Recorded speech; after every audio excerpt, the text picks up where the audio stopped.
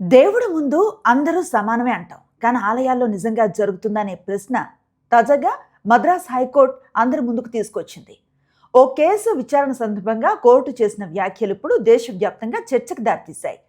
వీఐపీల కోసం దేవుడు ఎదురు చూడాలా అని ప్రశ్నించింది కోర్టు. ఇది అందరినీ ఆకర్షించింది. సాధారణంగా ఏం జరుగుతుంది? ప్రముఖులు, రాజకీయ నాయకులు లేదంటే ఉన్నతాధికారులు ఎవరైనా ఈ టెంపుల్ విజిట్ చేసినప్పుడు వారి కోసం ప్రత్యేక దర్శనాలు లేదా ప్రత్యేక ఏర్పాట్లు చేయటం అనేది మనం చూస్తూనే ఉంటాం. కొన్ని సందర్భాల్లో అయితే సాధారణ భక్తుల దర్శనాలను కూడా కాసేపు కోసం నిలిపేసే ఘటనలు మనకు ఎక్కువగా కనిపిస్తూ ఉంటాయి. ఇక్కడే చాలామంది ఒక ప్రశ్న అడుగుతున్నారు. అదేంటంటే గంటల తరబడి క్యూలలో వేచి ఉండే సామాన్య భక్తుడికి ఒక న్యాయం, విఐపీలకు ఇంకో న్యాయమా అని. ఈ ప్రశ్న చాలాసార్లు మనం రిపీటెడ్గా వింటూనే ఉంటాం. ఆలయాలు కేవలం పూజా స్థలాలు మాత్రమే కాదు, సమానత్వానికి ప్రతీకలు కూడా. అక్కడ భక్తి ముఖ్యం, కానీ హోదా కాదని చాలామంది అభిప్రాయపడతారు.